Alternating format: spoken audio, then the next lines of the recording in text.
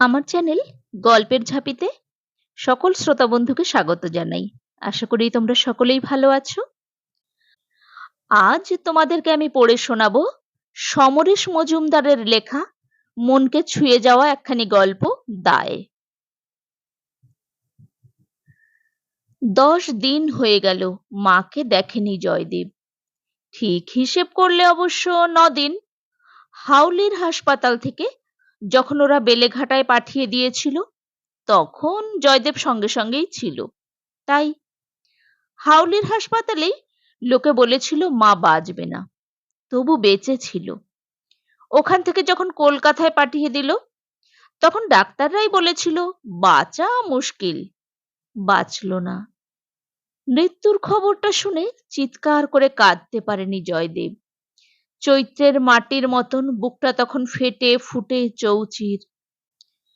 10 দিন ধরে মানুষগুলোর পা ছুঁয়ে ছুঁয়ে চোখের জল ফেলেছে যে তার চোখে মায়ের জন্য আলাদা করে জল থাকবে কি করে। শেষ পর্যন্ত পুলিশের বড় সাহেব ঠিক করে দিলেন, হ্যাঁ, মৃতদেহ গোলাপবালার ছেলের হাতে দিয়ে দেওয়া যেতে পারে। হাসপাতালের বাবুও বললেন খবর এসেছে, দিয়ে দেবার ব্যবস্থা হচ্ছে। তাই বসে আছে জয়দেব। 9 দিন হলো মা শুয়ে আছে লাশ কাটা ঘরে, আর চোরকির মতন ঘুরে বেরিয়েছে জয়দেব। দেখতে ইচ্ছে করেছে খুব। জমাদারকে বললে হয়তো দেখতেও দিত, কিন্তু শুধু দেখে কি হবে? কলকাতায় এনেও তো মাকে বাঁচানো গেল না। এমনকি একমাত্র পুত্র হয়েও 10 দিনেও মায়ের কাজ করতে পারল না। হাউলি গ্রামের গোলাপবালার কোনো শখ ছিল না। স্বামী মারা যাওয়ার পর অবশ্য ইচ্ছে ছিল ছেলেকে মানুষ করবার, লেখাপড়া শেখানোর, হয়নি। ওসবে মাথা নেই ছেলের। দিনভর মাঠে ঘাটে ঘুরে বেড়ায় আর গুলি খেলে। মারধর করেও যখন শুধরে গেল না ছেলে, তখন হাল ছেড়ে দিয়েছিল সে।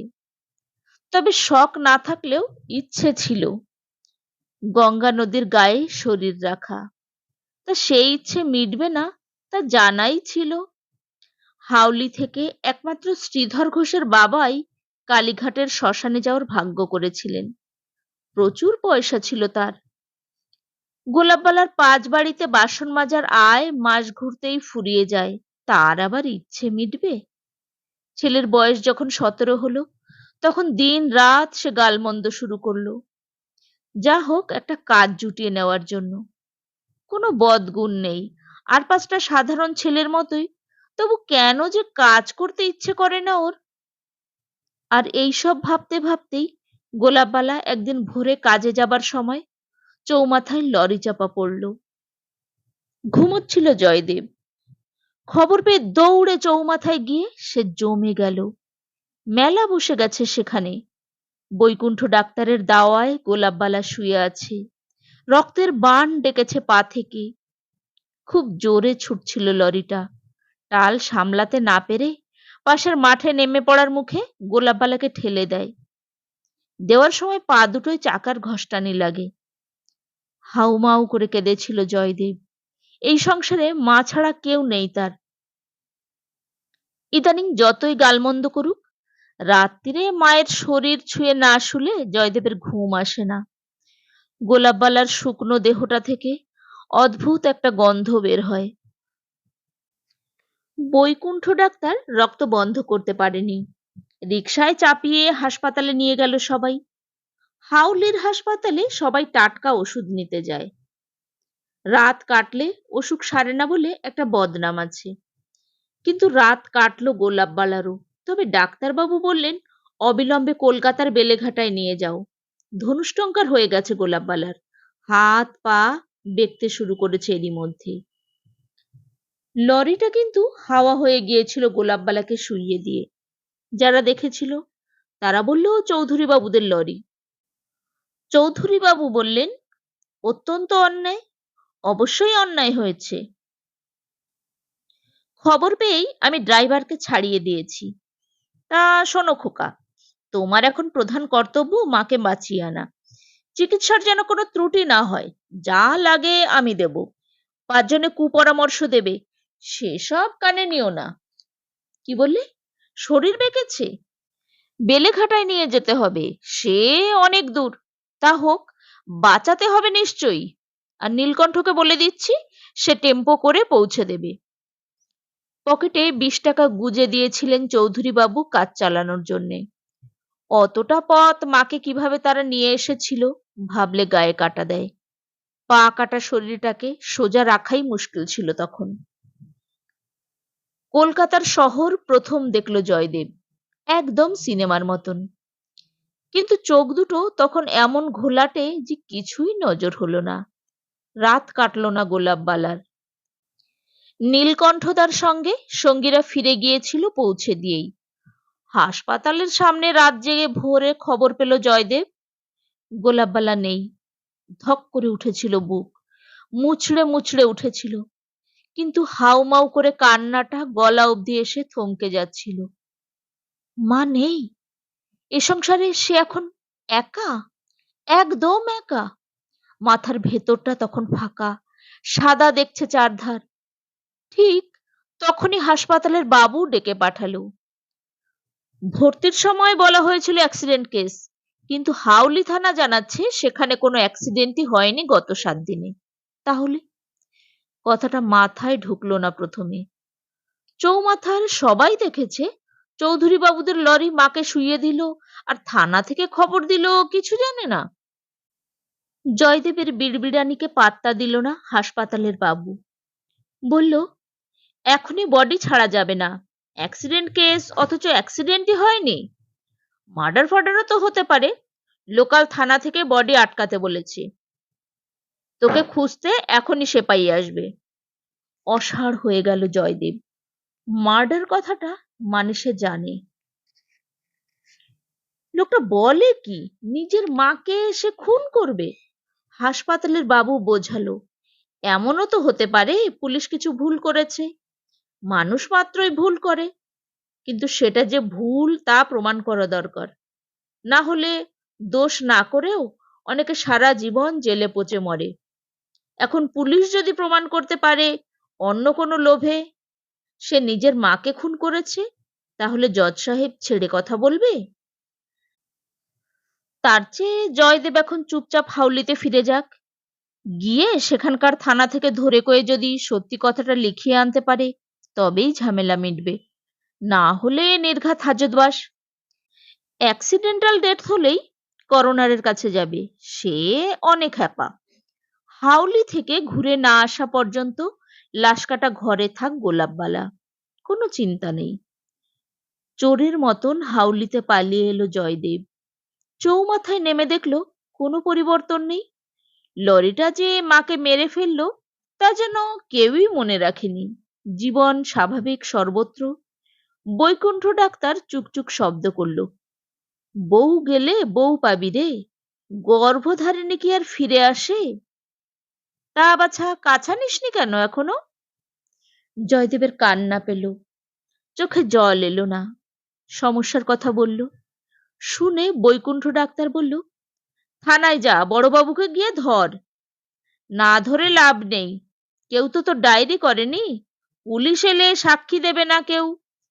তবু যা, যেতে হয়। বড়বাবু কথা শুনে যেন আকাশ থেকে পড়লেন। কি বললি? লরি চাপা পড়েছে? নাম কি? অ কবে? 2 দিন হলো। কেউ বলেনি তো? ও হ্যাঁ, আমি তো তাই রিপোর্ট পাঠালাম, অ্যাক্সিডেন্ট হয়নি। হ্যাঁ, এসে গেছে? যা বাবা, ঝামেলা বাড়লো। ও বিধু, এদিকে এসো হে, এই ছোড়াকে নিয়ে একবার স্পটটা ঘুরে এসো তো। বিধু বাবু ছোট দারোগা, সব শুনছিল। সঙ্গে নিয়ে পথ চলতে চলতে বলল, এসব করে কি লাভ? চৌধুরীদের সঙ্গে কেস লড়তে পারবি? লড়লে তোর মায়ের প্রাণ ফিরে পাবি? সাক্ষী দেবে কেউ? না। বরং চৌধুরী বাবু যদি বলে তুই করেছিস কাজটা, তো সবাই বলবে ঠিক তাই। তার চাইতে মাথা ঠান্ডা কর। যে যায় সে আর ফিরে আসে না রে। যারা থাকে তাদের সঙ্গে ঝামেলা করে কি লাভ? এক কাজ কর, সোজা চৌধুরী বাবুর কাছে চল, একটা বিহিত হবে। লোকটা বেশ ভালো মানুষের গলায় কথা বলল। একটা কিছু বিহিত করা দরকার, বুঝতে পারলি জয়দেব? মাকে মেরেছে চৌধুরী বাবুর লরি, কিন্তু তাকে বাঁচাতে পারে নিশ্চয়ই। ছোট দারোগা বাবু বলল, অনেকে অনেক কুমতলব দেবে, একদম শুনবি না। ক্ষতিপূরণ, মামলা এসব করতে বলবে। আরে যারা বলবে তারাই দেখবি প্রয়োজনের সময় হাওয়া হয়ে গেছে। চৌধুরী বাবু বললেন, চলে গেল মেয়ে ছেলেটা। আহা, কি যেন বলছিল, ভারী ভালো বাসন মাজতো। তা কি করবি ছোড়া, মা তো আর কারো চিরকাল থাকে না। চুকচুক শব্দ করলেন তিনি বৈকুণ্ঠ ডাক্তারের মতন। ছোট দারোগা বাবু বলল, ও একটা বিপদে পড়েছে স্যার। চৌধুরী বাবু বললেন, বিপদে বটে, মাতৃদায় বলে কথা। ছোট দারোগা বাবু বলল, সে তো ঠিকই, কিন্তু আমরা তো কোনো খবর পাইনি, মানে কেউ ডায়েরি করেনি, তাই হাসপাতাল বলেছে অ্যাক্সিডেন্ট হয়নি। তাই শুনে ইনজুরি কেস বলে হাসপাতাল বলছে বডি ছাড়বে না, এ বেচারাকে টানা হাঁচড়া করবে, এই আর কি। চৌধুরী বাবু চোখ কপালে তুললেন, সে কি কথা, বডি ছাড়বে না? আমাদের হাউলির মেয়ে ছেলেকে আটকে রাখবে? ছোট দারোগা বাবু বলল, মানে দাহ করতে দেবে না আর কি। চৌধুরী বাবু বললেন, ভারী অন্যায়। তা তোমরা আমায় একটু জিজ্ঞেস করলে পারতে কি রিপোর্ট দেবে, বলতে পারতে গাছ ফাছ থেকে পড়ে গেছে, চুকে যেত। ছোটবাবু বলল, না স্যার, ও পা দেখলেই বোঝা যায় রান ওভার কেস, পড়লে ওরকম হয় না। চৌধুরী বাবু বললেন, তা রান ওভারই লিখতে, হাজারটা গাড়ি ছুটছে রাস্তা দিয়ে, যে কেউ মেরে পালিয়ে যেতে পারতো। তোমরা সব কেস ধরতে পারো, তাই লিখে দাও না। ছোট দারোগা বাবু বলল, তা হয় না আর, মানে একবার লিখলে পাল্টানোটা আইনসম্মত, মানে অসম্মানের ব্যাপার। চৌধুরী বাবু বললেন, বাজে কথা রাখো তো, ভুল সংশোধন মানে রেকটিফিকেশন কথার ডিকশনারিতে আছে কেন? সময় নিয়ে লেখো, আজই লিখতে হবে তার কোনো মানে নেই। পরদিন ফিরে এলো জয়দেব কলকাতায়। ছোট দারোগা বাবু বলেছেন কোনো চিন্তা নেই, ভুল স্বীকার করে তিনি রিপোর্ট পাঠাচ্ছেন। হাসপাতালে এসে খবরটা দেবার আগেই সিপাহী তার হাত ধরল। জয়দেব যত বোঝায়, কে শোনে কার কথা। কদিন লকআপে থেকে শেষে ছাড়া পেয়েছে আজ। হাউলি থেকে রিপোর্ট এসেছে, গোলাপবালা গাড়ি চাপা পড়েছিল, চালক গাড়ি নিয়ে হাওয়া হয়ে গেছে, ধরা যায়নি। চৌধুরী বাবু সেবার দিয়েছেন 20, এবার 100। বলেছিলেন, মায়ের কাজ করে ফিরে আয় হাউলিতে, আমি তো আছি, কোনো চিন্তা নেই তোর। সেই টাকাটা এখনো আস্ত আছে। থানার সেপাই 2 টাকা নিয়েছিল মাত্র, কিন্তু এখনো তার পকেটে 100 2-3 টাকা রয়ে গেছে। হাসপাতালের বাবু বলেছে 10 টাকা দিতে হবে, পোস্টমর্টমের রিপোর্ট নিয়ে যাতে কোনো ঝামেলা না হয় সেই জন্যে। একটা ঝিমুনি এসেছিল, শরীরটা আর সোজা রাখতে পারছে না। জয়দেব চোখ মেলে দেখল বেলা গড়িয়ে আসছে। হাসপাতালের বাবু বলেছিল সময় হলেই ডাকবে। ডাকছে না কেন? জয়দেব উঠল। বাবুর সামনে বেজায় ভিড়, লোকগুলো খুব চেঁচাচ্ছে, বোঝা যাচ্ছে ওদের খুব তাড়াতাড়ি আছে। বাবুও যেন ওদের খুশি করার জন্য খুব চেষ্টা করছেন। ওই ভিড় ঠেলে নিজের কথা বলার সাহস পেল না জয়দেব। চুপচাপ এক কোণে দাঁড়িয়ে দেখতে লাগলো ওদের কাণ্ড। এই কয়দিনে এই লকআপে বসে সে অনেক দেখেছে। 10 দিন আগের প্রথম কলকাতায় আসার সঙ্গে এখনকার দেখার কোনো মিল নেই। সে বুঝতে পারছিল এই লোকগুলো খুব বড় লোক, তাদের কেউ আজ সকালে মারা গেছে। ডেড বডি পাওয়ার ব্যাপারে কোনো দেরি ওরা সহ্য করতে পারছে না। এই নিয়েই কত রকমের চোখ রাঙানি চলতে চলতে হঠাৎ সব শান্ত হয়ে গেল। কেউ মারা গেছে, অথচ ওদের ভাবভঙ্গিতে সেটা একদম বোঝা যাচ্ছে না। কাজ হাসিল করে ওরা চলে গেলে বাবু রুমাল দিয়ে মুখ মুছল, কিন্তু তাতে একটু বিরক্ত দেখাচ্ছিল না। জয়দেবকে দেখতে পেয়ে বাবু চিনতে পারল। আয়, এবার তোর কাজটা করে দি। উফ, বড় লোকের ছেলে মরলে হাজার ঝামেলা। জয়দেব দেখল কাগজের আড়ালে বাবু কিছু লুকালো। তারপর খসখস করে কিছু লিখে দিয়ে বলল, দে। জয়দেব ফ্যাল ফ্যাল করে তাকিয়েছিল। বাবু হাসল। কথাটা মনে নেই? মনে ছিল। 10 টাকা দিতেই একটা কাগজ তৈরি হয়ে গেল। বাবু বলল, ব্যাস, আর কোনো ঝামেলা নেই। যা, এখন মনের সুখে তোর মাকে দাহ কর। আমি এখনই অর্ডার পাঠিয়ে দিচ্ছি, মর্গে চলে যা।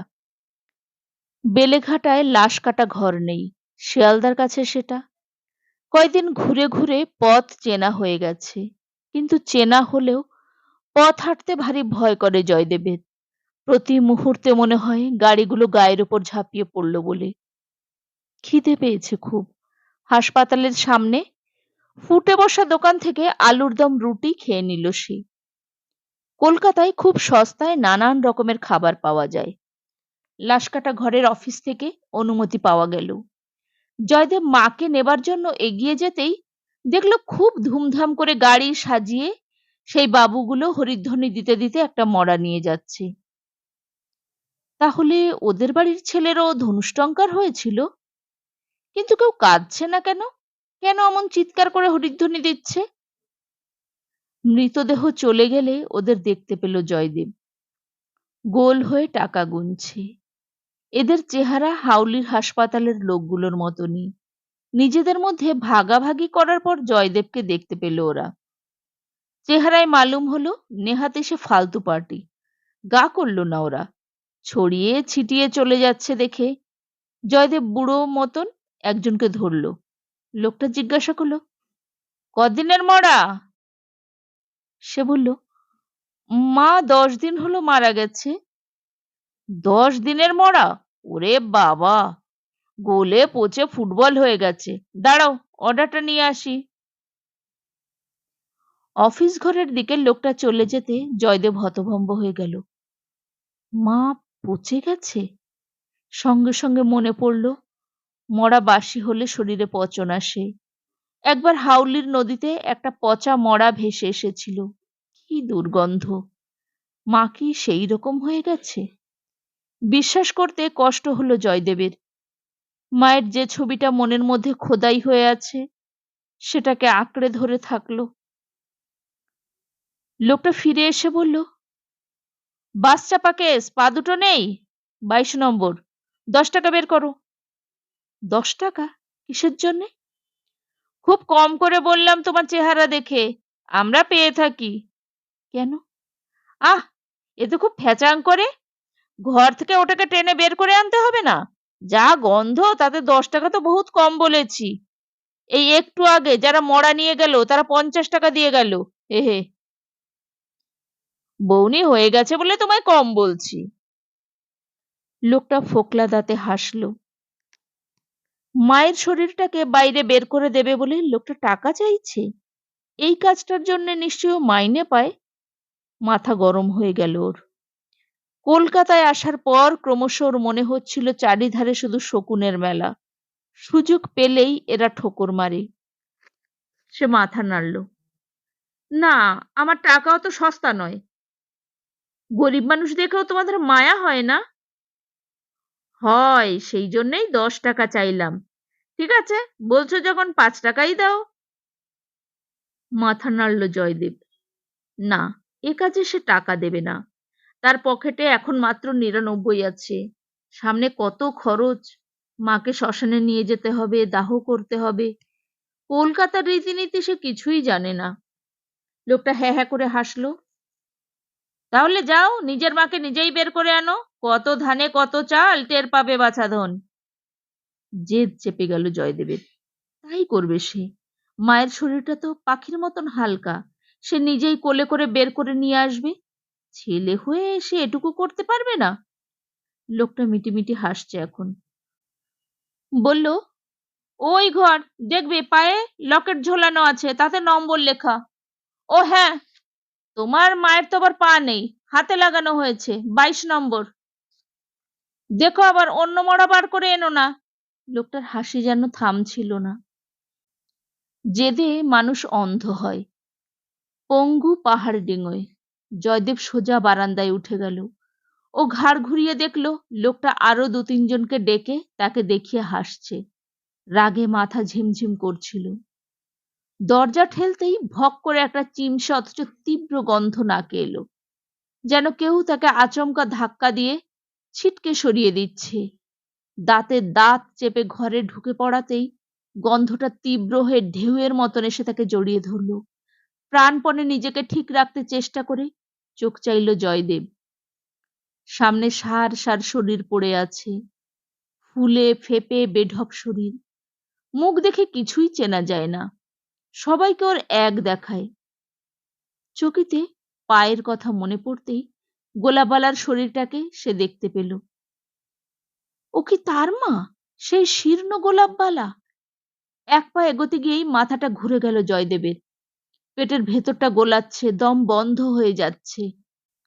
সামনের একটি মৃতদেহের বীভৎস মুখের দিকে তাকাতেই তার মনে হলো সে পড়ে যাবে। চোখের সামনেটা অন্ধকার হয়ে আসছে। হঠাৎ পেছন থেকে একটা আকর্ষণ অনুভব করলো সে। কেউ যেন তাকে টেনে বাইরে নিয়ে যাচ্ছে। চারধারে আলো, নির্মল বাতাস।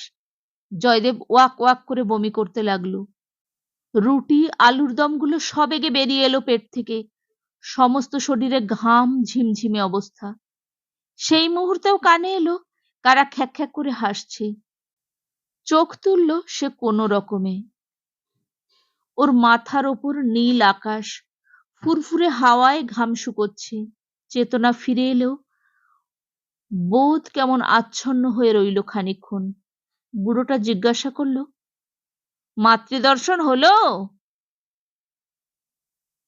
একদম বিশ্বরূপ দর্শন। আর একজন টিপ্পনি কাটল, যাকে যা মানায় তাকে তাই করতে দেওয়া উচিত। এ হলো বাবা বিধাতার নিয়ম। 40 বছর শুধু শুধু এখানকার বাতাস শুকলাম, আমি না ঢুকলে তো তুমি মায়ের পাশে শুয়ে থাকতে এতক্ষণ। আবার তেজ কত, নাকি আমার মা আনবো? আজব। আরে প্রাণ গেলে সব মানুষই মরা হয়ে যায়, দাও 5 টাকা। একটুও প্রতিবাদ করল না জয়দেব। পকেট থেকে টাকাটা বের করে মাটিতে রাখলো। উবু হয়ে বসেছিল সে, শরীর এখনো অবসন্ন। লোকটা টাকাটা নিতেই আর একজন বলল, বডি তো বের করে দিচ্ছ, শ্মশানে নিয়ে যাবে কে?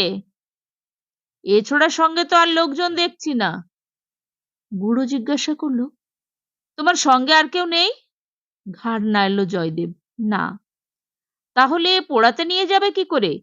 যা বাবা, ডেড বডি বের করে রাখলে তো এখানে কেউ টিকতে পারবে না। কি করা যায় বলতো? সঙ্গীদের দিকে তাকালো লোকটা। এই মুহূর্তে তাকে খুব নরম দেখাচ্ছিল। জয়দেবকে ঘিরে ওরা কিছুক্ষণ আলোচনা করলো। তারপর একজন এসে শুধোলো, পকেটে টাকা পয়সা আছে? জয়দেব তাকালো। লোকটার মুখের দিকে তাকিয়ে বলল, কত? 50। কেন? তাহলে শ্মশানে নিয়ে যাওয়ার একটা ব্যবস্থা হতে পারে। বুড়ো লোকটা এবার বুঝিয়ে বলল, কাছাকাছি শ্মশান বলতে নিমতলা ঘাট। তা সেখানে তো আর জয়দেব একা নিয়ে যেতে পারবে না মাকে। ওরকম পচা ধনুষ্টঙ্কারের মৃতদেহকে কাঁধে করে নিয়ে যেতে দেবেও না পাবলিক। একটাই উপায় আছে, গাড়ি ভাড়া করা।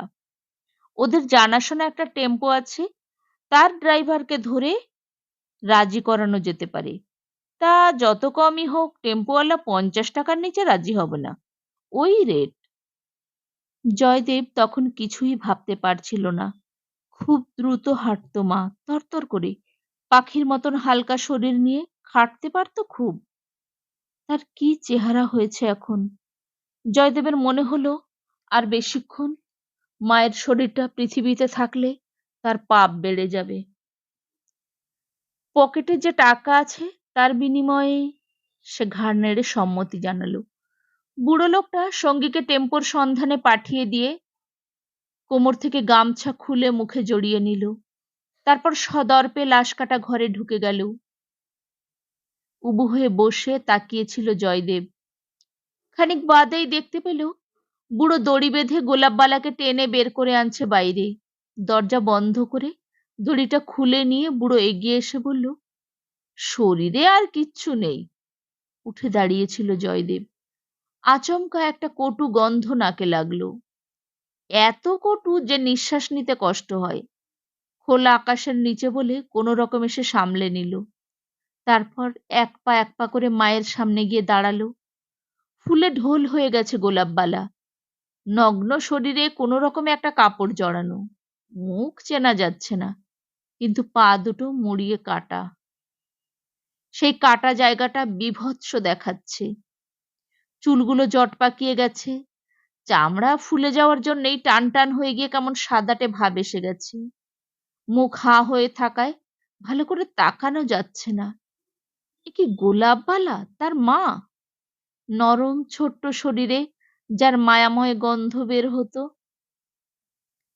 জয়দেবের সমস্ত শরীর পাক দিচ্ছিল। সে অবিশ্বাস নিয়ে আর একবার তাকাতেই বাঁ হাতের কড়ে আঙুলটা দেখতে পেল। গোলাপবালার ওই আঙুলটা কাটা ছিল, এরও আছে। জয়দেব কখন নিজের অজান্তে গোলাপবালার কাছ থেকে সরে এসেছে সে নিজেই জানে না। 10 দিন ধরে যে টানাপোড়েন চলছিল বুকের মধ্যে, তা যেন হঠাৎ থমকে গেল। এই চেহারা দেখার পর সে যেন কিছুতেই জীবন্ত গোলাপবালাকে স্মরণ করতে পারছে না। বুড়ো বলল, মানুষের শরীর মাটির চাইতেও কমজোরি। কদিনে দেখো গলে হেজে গেল, অথচ ওই শরীরে তুমি 10 মাস শুয়েছিলে। যেই প্রাণ ফুরুত হয়ে গেল অমনি ভালোবাসা মরে গেল। তা যাক, এখন কথা হলো একে তুমি নিয়ে যাবে কি করে, যা গন্ধ ছড়াচ্ছে। এই সময় ঘটাং ঘটাং করে একটা টেম্পো এসে হাজির হলো। টেম্পোওয়ালা চিমড়ে ধরনের, মাথায় একগাছি চুলও নেই। গাড়ি থেকে নেমেই চিৎকার করে উঠল, ওরে বাপ, কি দুর্গন্ধ! না না, আমি পারবো না নিয়ে যেতে। ওরে বাস, অন্নপ্রাশনের ভাত বেরিয়ে আসছে, ওয়াক! বুড়ো ছুটল। টেম্পোওয়ালার কাছে গিয়ে হাত পা নেড়ে জয়দেবকে দেখি কি সব বলতে লাগলো। টেম্পোওয়ালা তখনও মাথা নেড়ে যাচ্ছে। শেষ পর্যন্ত লোকটা চিৎকার করে উঠল, 70 টাকার নিচে আমি নিতে পারবো না। ও মরা নিয়ে গেলে গাড়ি ধুতে হবে। বুড়ো ছুটে এলো জয়দেবের কাছে। শুনলে তো কথা, আমি বলি কি, ওতেই রাজি হয়ে যাও, মাতৃদায় বলে কথা। জয়দেবের মনে হলো বুড়ো নিশ্চয়ই এককালে তার আত্মীয় ছিল। এত ঝামেলা লোকটা যে তার জন্য সামলাচ্ছে, তাই সে কৃতজ্ঞ হয়ে উঠল। তার পকেটে এখন 87 টাকা রয়েছে। 70 যদি চলে যায় তাহলে দাহ খরচ কিসে হবে? বুড়ো বলল, শ্মশান হলো যাওয়ার রাস্তা, একবার সেখানে পৌঁছে গেলে কেউ কি পড়ে থাকে? কিন্তু এই গন্ধ ছাড়তে ছাড়তে গেলে পাবলিক তোমাদের ঢিল মারবে। দাঁড়াও, ব্যবস্থা করছি, 5টা টাকা ছাড়ো। কিছুক্ষণের মধ্যেই ছেঁড়া কাপড়ে প্রায় মুড়ে দিল বুড়োটা। তারপর একটা বোতল থেকে খানিকটা তরল পদার্থ ঢেলে দিল শরীরে, দিয়ে বলল, গন্ধ লাগছে আর? জয়দেব বুঝল আর একটা চড়া গন্ধ নাকে আসছে। ওষুধ, ওষুধ। বুড়ো যখন শরীরটাকে টেম্পোয় তুলে দিল, তখন ড্রাইভার জিজ্ঞাসা করলো, রস গড়াচ্ছে নাকি? তাহলে কাগজ পেতে শোয়াও। বুড়ো বলল, রাখো, বললে তো গাড়ি ধুয়ে ফেলবে। ড্রাইভার জয়দেবকে বলল, এই তুমি বডির পাশে গিয়ে বসো, পাবলিক পেদালে তুমি বুঝবে, তাছাড়া মরা ছুঁয়ে থাকতে হয়।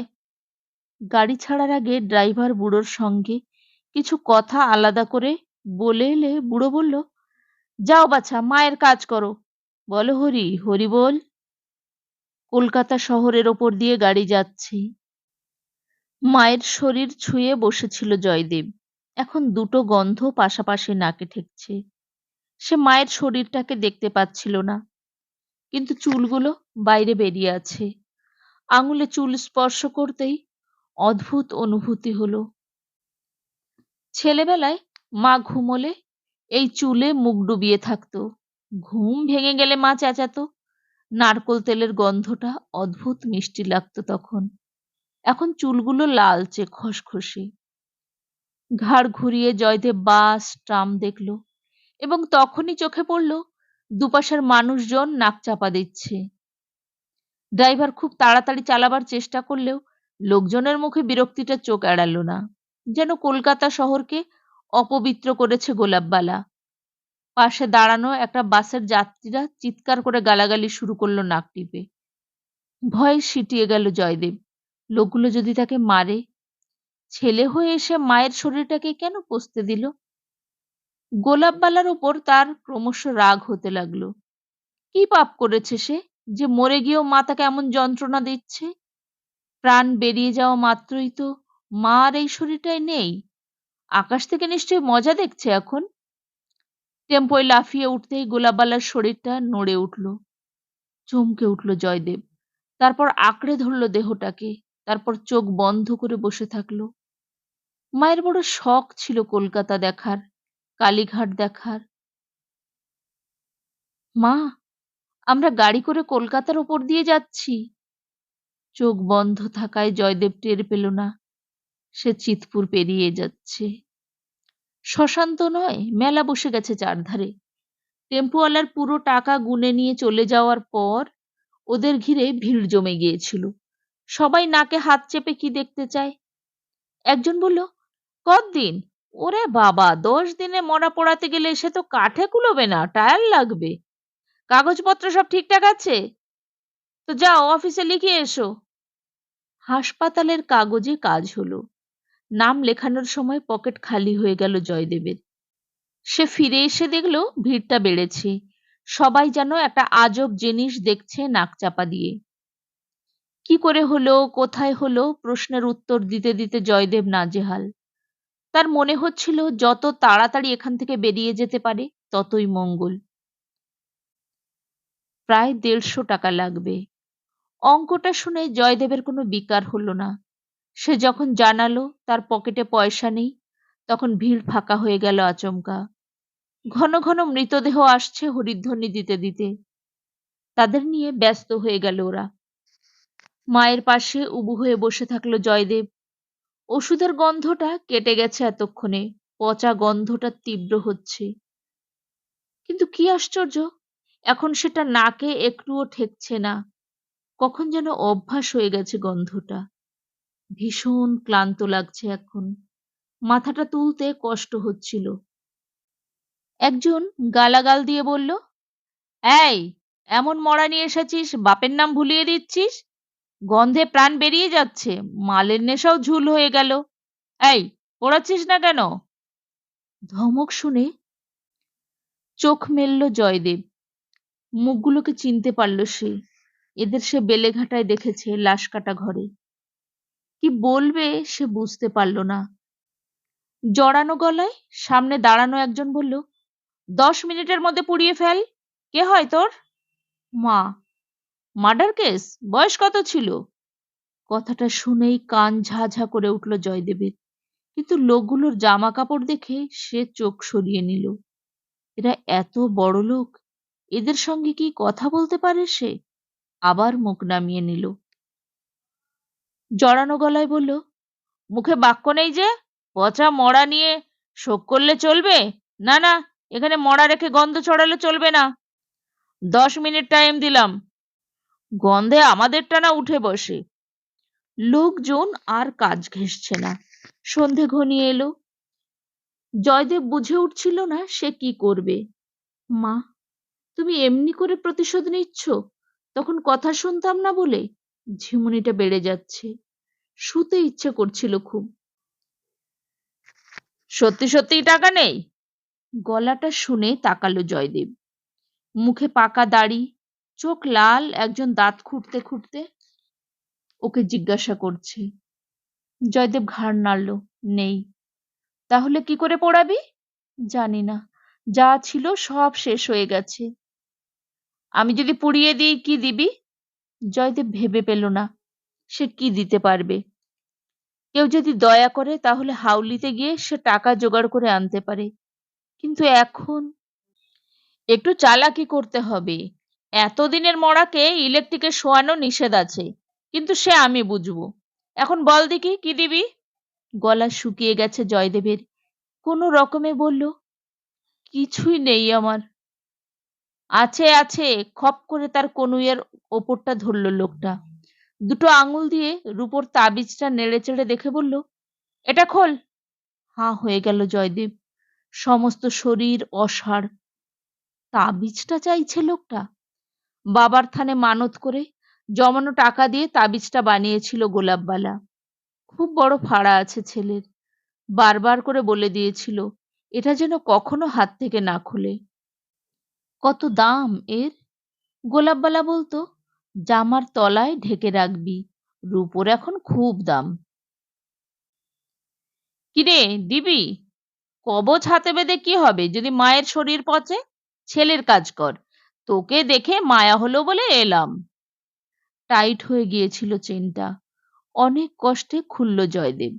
লোকটা একবার আকাশে ছুঁড়ে লুফে নিল ফের, তারপর বলল, আমি ঢুকিয়ে দিয়ে চিৎকার করে তোকে গালাগাল করব, দুটো একটা চড়ও মারবো, তুই চুপ করে মার খাবি, বুঝলি? নে, নিয়ে আয় ওটাকে জলদি। বিদ্যুৎ বয়ে গেল শরীরে, তড়াক করে উঠে দাঁড়ালো জয়দেব। দু হাতে গোলাপবালাকে তুলে নিতে গিয়ে শরীর টলল। মাগো, কি ভারী হয়ে গেছো তুমি, হাতের মুঠোয় কিরকম অনুভূতি লাগছে। কোনো রকমে সামলে নিয়ে সে লোকটির পেছন পেছন চলতে লাগলো। আশেপাশে যারা ছিল তারা অবাক হয়ে দৃশ্যটা দেখছিল। একটা মেশিনের মতন জিনিসের সামনে গিয়ে লোকটা সুইচ টিপতেই জয়দেব দেখতে পেল লম্বা মতন শোয়ার জায়গা বেরিয়ে এসেছে। চাপা গলায় লোকটা বলল, শুয়ে দে এখানে চটপট। গোলাপবালাকে সেই জায়গায় নামিয়ে দিতেই শটাং করে ভেতরে চলে গেল, আর সঙ্গে সঙ্গেই লোকটা চিৎকার শুরু করে দিল, কেন মিথ্যে কথা বললি? কেন বললি অমুক বাবুর নাম? হায় হায়, কাকে ঢোকাতে কাকে ঢোকালাম। চড় লাথি চালাতে লাগলো লোকটা। তোর জন্যে আমার চাকরি যাবে? হায় ভগবান! মাটিতে শুয়ে পড়েছিল জয়দেব মারের চোটে। ভিড় জমে গেছে চারধারে, নানান লোক নানান কথা বলছে। একজন গালাগালি দিচ্ছে লোকটাকে। সে কি করে এমন ভুল করলো? হই হট্টগোল চরমে। ওকে পুলিশে ধরিয়ে দিতে হবে সুপারিশ করছে অনেকে। শ্মশানের বাবু এই মারে কি সেই মারে।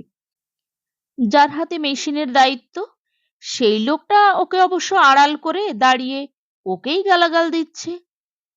এমন সময় একটা গলা শোনা গেল, কি আরম্ভ হয়েছে? শ্মশানের মতন শান্তির জায়গাতে এসব করতে ভালো লাগে? কত খরচ লাগছে বলো, দিয়ে দিচ্ছি। শ্মশানের বাবু বলল, আপনি মহৎ লোক, কিন্তু কাজটা তো ও অন্যায় করেছে। আপনার মাতৃশোক, তাই এ কথা বলছেন। আধ ঘন্টাটাক পরে লোকটা তাকে ডাকলো। শরীর থেকে রক্ত বেরিয়েছে, প্রচন্ড ব্যথা। জয়দেব উঠে বসলো। লোকটা বলল, এদিকে আয়, বেঁচে গেলি, মায়ের দায় বলে কথা। জয়দেব দেখলো এখানে ভিড় নেই, দুই একজন ওর দিকে অলস চোখে তাকিয়ে আছে। সে কোনো রকমে টলতে টলতে লোকটার সামনে গিয়ে দাঁড়াতেই লোকটা মেশিনের তালা থেকে ছাই মেশানো কিছু একটা ভাঁড়ে তুলে বলল, নে, তোর মায়ের পঞ্চাত্মা, পাশেই মা গঙ্গা, দিয়ে ঋণমুক্ত হ। জয়দেব ভাঁড়টাকে দেখল, মায়ের শরীরটা এখন ওইটুকু। লোকটা হাসলো, কেমন হলো বল? এখন আর পচা গন্ধ পাচ্ছিস ওই থেকে? নিজের অজান্তে ভাঁড়টাকে নাকের কাছে এনে মাথা নেড়ে না বলতে গিয়ে থমকে দাঁড়ালো জয়দেব। হঠাৎ যেন কটু গন্ধটাকে টের পেল সে। তবে এবার গন্ধটা আসছে তার নিজের শরীরের ভেতর থেকে। সারা জীবন যে গন্ধটাকে বয়ে বেড়াতে হবে তাকে। ভাঁড়টাকে গঙ্গায় ছুঁড়ে দিলেও যে দায় ঘুচবে না। এতক্ষণ তোমরা শুনছিলে সমরেশ মজুমদারের লেখা গল্প দায়। গল্পটা কেমন লাগলো কমেন্ট করে জানাতে ভুলো না। আর আমার গল্প পাঠ যদি ভালো লেগে থাকে তাহলে গল্পটাকে শেয়ার করো, লাইক দিও প্লিজ। আর চ্যানেলটা যদি এখনো সাবস্ক্রাইব করা না থাকে তাহলে দয়া করে সাবস্ক্রাইব করো। তাহলে আমি পরবর্তীতে যে গল্পই পোস্ট করব সবার আগে পৌঁছে যাবে তোমাদের ফোনে। আবার আসবো অন্য গল্প নিয়ে। ভালো থেকো।